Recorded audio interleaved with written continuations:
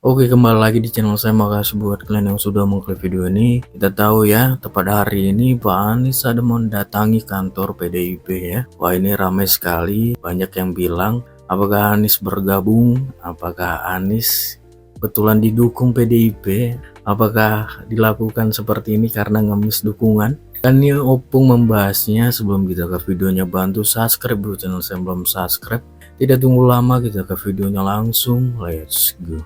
Anies Baswedan dikabarkan ya pagi ini mengunjungi kantor DPP PDI Perjuangan. Iya. Serius itu? Iya, serius itu. Nggak salah dengar aku. Iya. Kok iso? Anies kok ngapain di situ? Iya. Mak segitunya yang ngemis itu ya. Jadi di sini biar tahu kalian ya, mental seperti inilah biar tahu kalian yang bisa dikatakan sangat membantu kita dalam mendapatkan sesuatu. Apa itu? Mental pengemis. Dan tahu ndak kalian, pengemis itu ada dua tipe. Yang satu melas, yang satu ngotot. Nah, ini tergolong yang ngotot. Belum dapat rekomendasi, nongol dia. Iya. Paten kan? Paten. Mau ngapain situ kau? Mau buka puasa bersama? Perasaan bukan bulan Ramadan ini. Iya. Inilah salah satu ya mental pengemis yang perlu kita tiru. Apa itu? Muka tembok.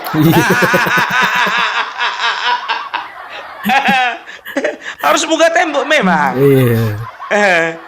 Ngototan bah. Paten kawan ini.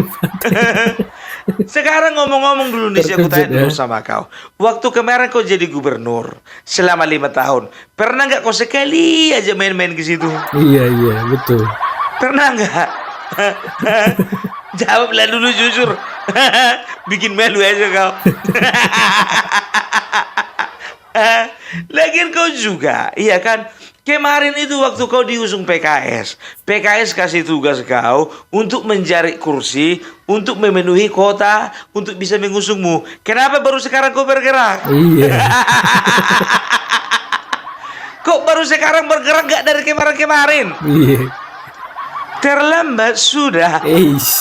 Asli. Kau datang padaku. Itulah nyanyiannya Ibu Megawati. Siapa Anies? Enak aja. Kemarin kemana aja pendukungnya itu? Iya. Nggak malu kau? Udah gitu dibilang tadi malam sama Ibu Mega, nongol kau pagi-pagi di kantornya. Itu pun terlalu maju kali kau. Langsung ke DPP, ke DPW dulu dong. Tapi inilah orang-orang PDIP disambut pula dengan hangat. Biasa aja lah. Iya. Toh juga tahu ndak kalian, nilai jualnya itu udah rendah sekarang ini, nggak kayak kemarin-kemarin. Ya udah rendah, jujur saja udah rendah. Karena waktu kemarin dia waktu ketika Pilpres ya, dia itu ibaratkan magnet, daya tariknya kuat. Ya kan? Nah sekarang setelah Pilpres ya, dia itu ibaratkan sampah, daya buangnya kuat. Daya buangnya. Benalu. Ya. Makin kesini ya, kemarin masih sempat dia sombong dia. Kalau abah nggak perlu partai. Betul. Partai yang perlu abah itu kan. Slogan kalian kan, spanduk kalian maunya kalian bikin besar-besar kemarin kan. Abah tidak perlu partai. Yang perlu abah adalah partai. Kadang orang ini muncul orangnya keterlaluan. Rasakanlah sekarang mana. Anak-anak abah yang bilang kemarin nggak butuh partai, oi. Iya betul.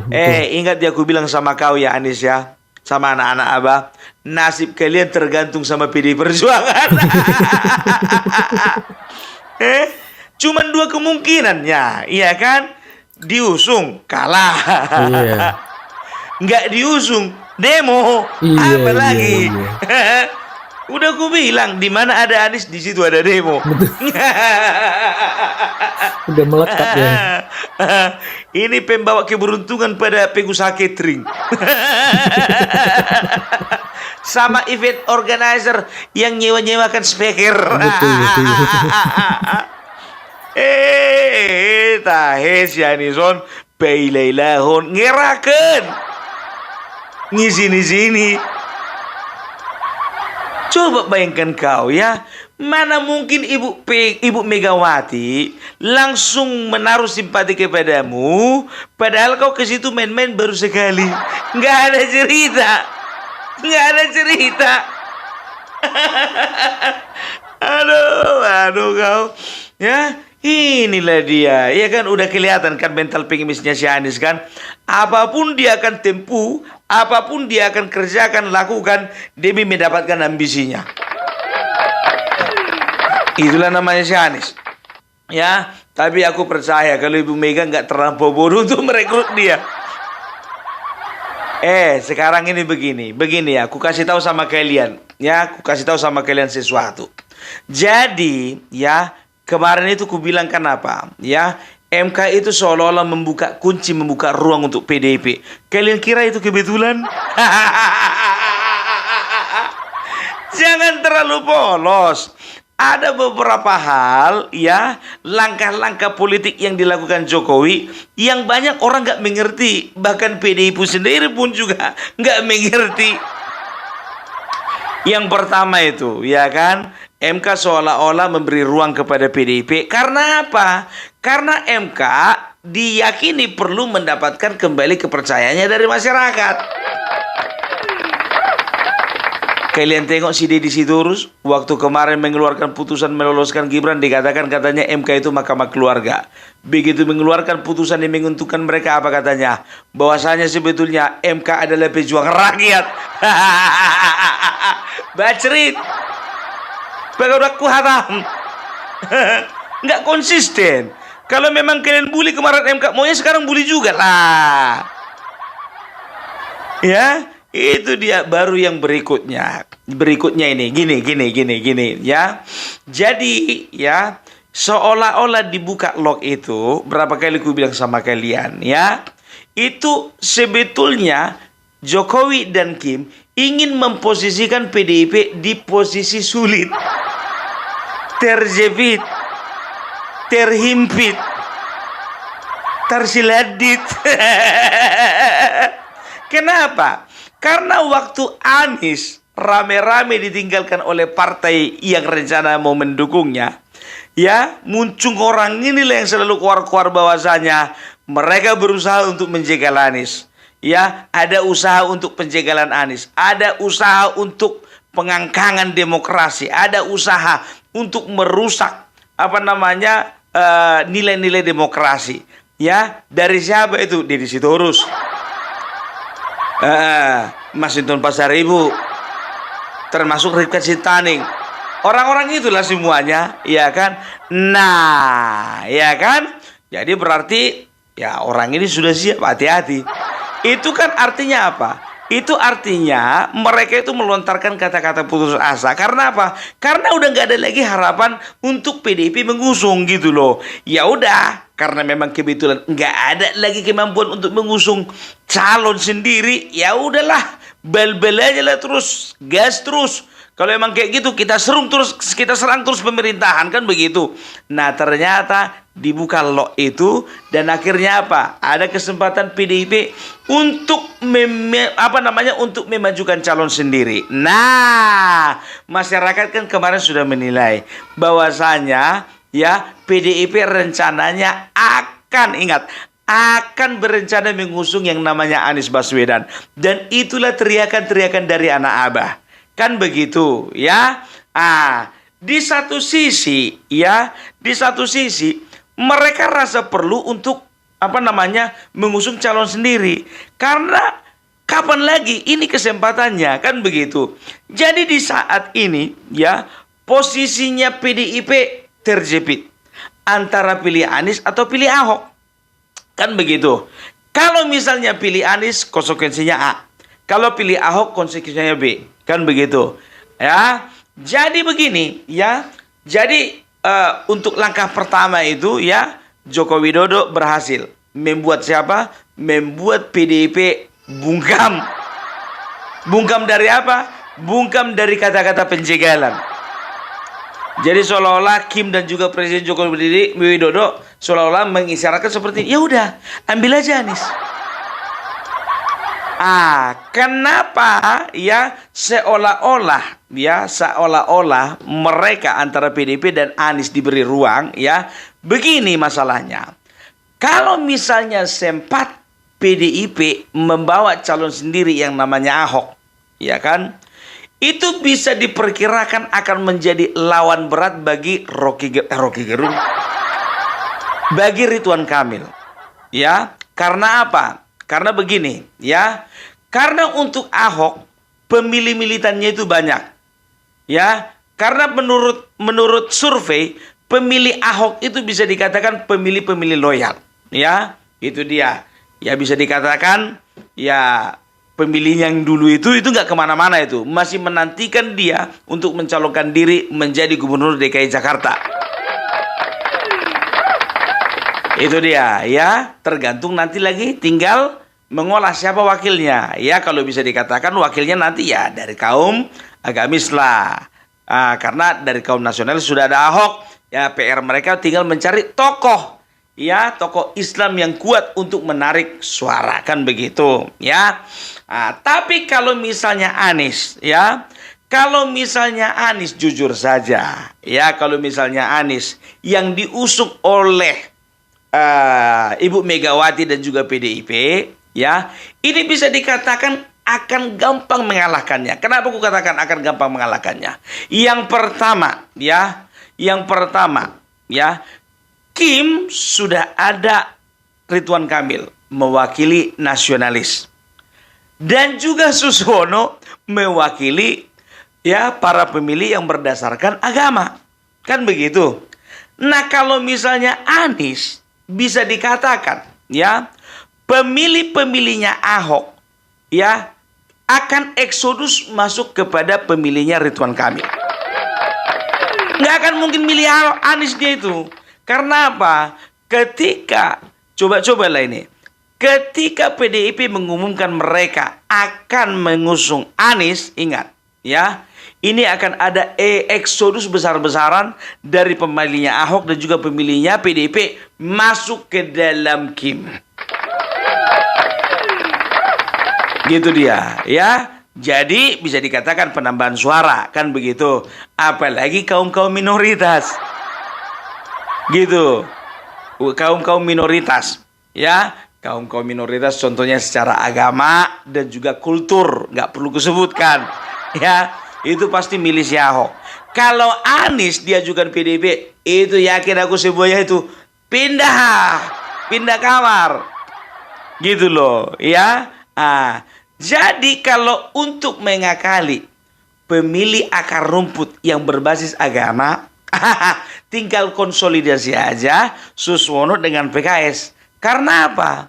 Karena bisa kita lihat masanya Anies, anak-anak Abah bisa dikatakan hampir 100% dari PKS.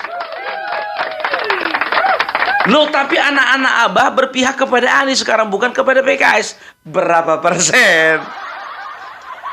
Berapa persen? Yakinlah kalian ya, anak-anak Abah yang ada di PKS ya, ngikut Abah itu paling cuma 30%. Perhatikanlah, 30% only. No more than 300%. 300%, 30%. Itu dia, sudah dikondisikan, itulah bahasanya. Iya kan? Jadi lebih gampang RK melawan Anies ditimbang melawan Ahok. Nah, itulah strategi yang dilakukan oleh pemerintah dan juga ya Kim beserta dengan Kim Plus. Dibukalah log itu supaya apa? Supaya PDIP bingung. Berharap mereka PDIP akan mengusung Anies dan akhirnya mereka PDIP akan ditinggalkan para pemilih. Dan itu mempercepat tenggelamnya PDIP. Dan bisa kita prediksi bahwasanya ini adalah awal dari kekelaman PDIP. Kalau sempat Anies, jujur aja gue bilang. Sekarang begini ya, PDIP dan juga Ibu Megawati mengharapkan Anies untuk menjadi kader. Yakin? Yakin? Hati-hati loh, ditusuk kok dari belakang nanti. Ya, secara logika, Ibu Megawati dengan Bapak Prabowo sampai sekarang mereka itu masih berhubungan baik. Mereka itu masih komunikasi. Sudah pasti ketika para elit dan juga di bawah pemilih-pemilih PDIP ya memaksakan Anies, itu Ibu Mega pasti telepon sama Bapak Prabowo. Mas Bowo, iku si Anies iku modelnya piye iku? Tidak usah Mbak Mega, pengkhianat. Dia udah berkhianat banyak. Aku tidak pengen nanti Mbak Mega jadi sekian kalinya. Iya, serius. Kalau Mbak Mega sama Bapak Prabowo, sampai sekarang yakin aku, mereka tidak punya hubungan yang retak. Mereka tidak punya masalah. Mereka tidak punya trouble. Mereka tidak punya dendam. Gitu dia, ya. Jadi udah ngerti ya, kenapa Anies itu seolah-olah ya PDIP Kim dan juga Jokowi seolah-olah memberi ruang kepada Anies dan PDIP supaya PDIP boleh memberikan pertimbangan antara Ahok dan Anies, dan harapan mereka adalah Anies. Supaya apa? Supaya gampang dikalahkan. Iya, karena pemilih Ahok itu pemilih militan. I'm sorry to say, ya bisa dikatakan surveinya Anies itu survei semu. Tapi surveinya Ahok itu survei real. Iya, serius kalian, percayalah kalian sama Bu Barbella. Gitu dia, ya paling tidak bisa mengimbangi RK lah, kalaupun nggak menangkan begitu ya. Tapi itulah dia yang terjadi. Jadi bisa dikatakan ini semua tidak lepas dari langkah-langkah yang diambil Jokowi di dalam percaturannya. Gitu dia. Tom Lembong gimana? Masih ada uang untuk mendanai Anies? Kalau aku yakin ini dia belum mau habis-habisan ini, karena belum pasti kan. Alah, bong. Gitu dia. Oke lah dulu ya kalau kayak gitu ya. Jadi aku mau bilang, sampaikan sama kalian ya, jangan pernah memilih calon gubernur gratisan. Itu gratisan itu. Mogondo. Modal konco doang. Nggak pernah keluar uangnya. Ya, yang perlu keluar itu modal dari kawan, itu aja. Oke lah dulu ya. Salam Parbelak, salam NKRI harga mati. Oh gitu ya, pembahasan opung terkait Pak Anies yang datang ke kantor PDIP ya. Gimana menurut kalian? Coba komen di bawah, dan sampai bertemu di video saya selanjutnya. Bye.